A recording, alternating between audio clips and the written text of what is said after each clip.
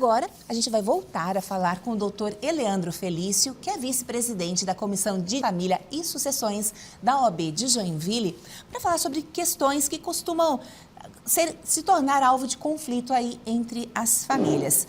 O doutor Leandro me falava sobre contrato de namoro. A gente ouve falar em divisão de bens lá entre marido e mulher, mas contrato de namoro eu não conhecia. O que é um contrato de namoro? Há uma linha muito tênue entre o namoro e a união estável. Mas eu preciso morar junto? Não precisa. Então, eu quero fazer um contrato de namoro. Eu quero deixar isso claro. Os bens dela é dela e os bens meus são bens meus. Só que, doutor, é 100%? Não é, mas assim, já se evita muito problema no futuro. Isso o doutor está falando é porque acontece. Acontece. Né? Já fui procurado. Já fui procurado. Bastante. Doutor, chegaram mais perguntas no nosso WhatsApp. A produção vai colocar aqui na tela. Meu pai tem um sítio com contrato de compra e venda. Se ele vier a faltar, esse contrato vale para os filhos? Melo participando conosco. Obrigada, Melo. Sim, é muito comum as pessoas fazerem contrato assim. Aí, quando eles nos procuram para fazer um inventário, o imóvel não está no nome do pai ou do avô. Aí tem que se buscar quem é o proprietário na matrícula daquele imóvel. Mas o contrato, sim, ele é válido, mas vai ter que ajuizar para, então, essa é a minha parte, essa é a tua. O que eles teriam que fazer antes de fazer o contrato? Ver de quem é aquele imóvel.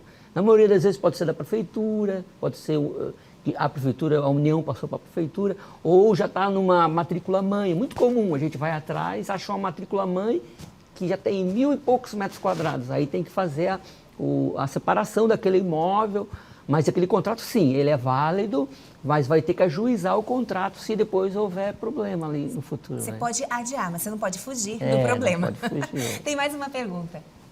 Custo da divisão em vida é proporcional ao valor total dos bens? A Zaida participando.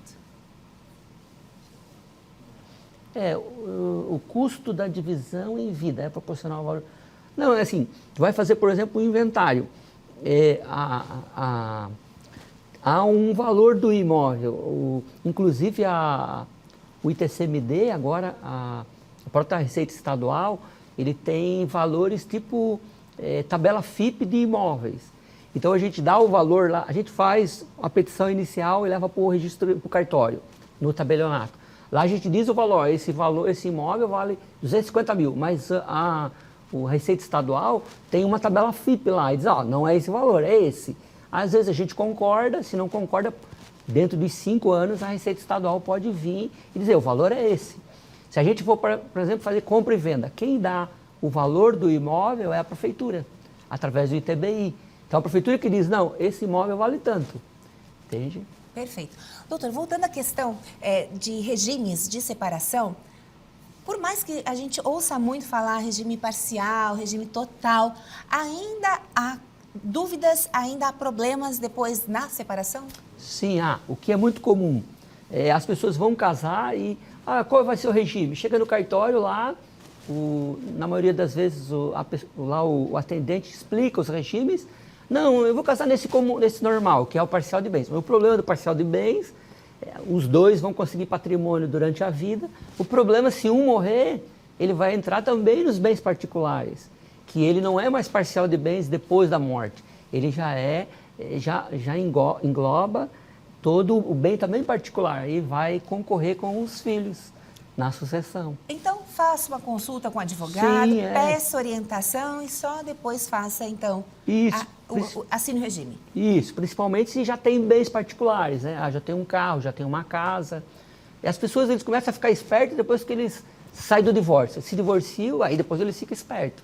Não, faça isso antes, né? Vai casar, pega um advogado, vai conversar sobre o regime de bens. Não, mas ele está desconfiado de mim? Não, não é desconfiança. Se começar ali já a conversar, não só o amor é cego, não.